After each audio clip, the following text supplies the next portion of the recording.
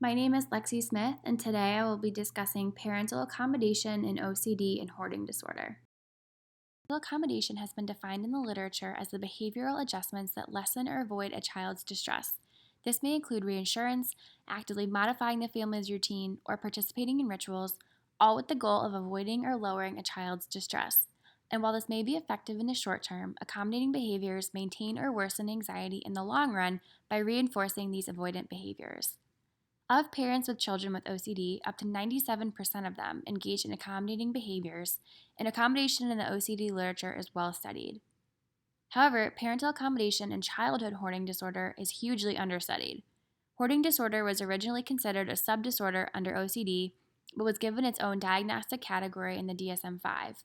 Because of its new diagnosis and rarity, hoarding disorder in kids remains relatively unknown, especially in regards to parenting behaviors and family functioning. However, some researchers have suggested that parents may accommodate their children by discarding hoarded items or limiting spaces in their home for children to hoard to only their bedroom or playroom.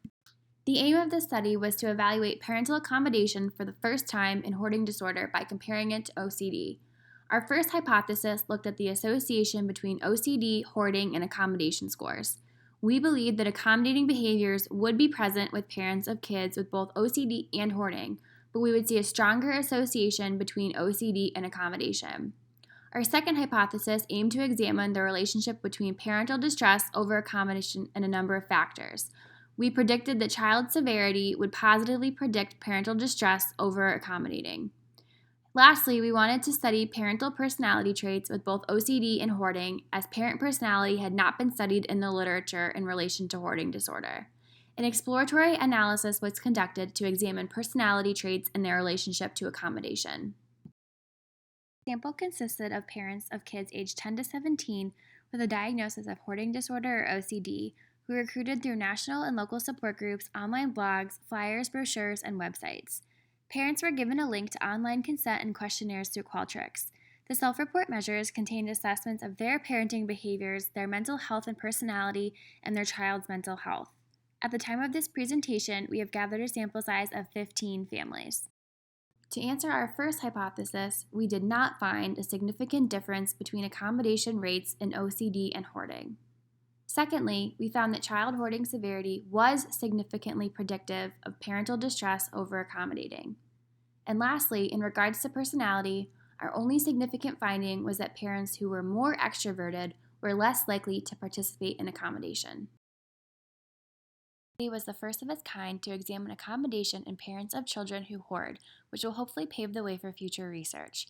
Our findings demonstrate that accommodating is occurring in childhood hoarding disorder and should continue to be evaluated in research. One of our findings demonstrated that child severity led to an increase in parent distress related to accommodating. It's currently unknown what specifically leads to this increase in distress, but there are a number of possible reasons. First, because hoarding is accompanied by substantial clutter, parents of kids with more severe hoarding may experience more distress when leaving their home in cluttered conditions. Secondly, parents of kids who hoard may have a hard time coming to terms with their accommodating behaviors, which leads to distress. For example, if saving trash for their children may lead to embarrassment, guilt, and negligence.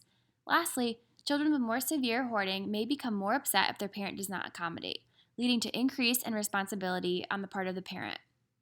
Our second significant finding demonstrated that parents who were more extroverted were less likely to accommodate. It is fair to propose that parents who are more extroverted may place more weight on the social nature of accommodation and thus engage in less accommodating behaviors because of these social consequences. Our study had a number of significant limitations that impacted our findings. Most importantly, our small sample size likely resulted in inadequate power for our analyses.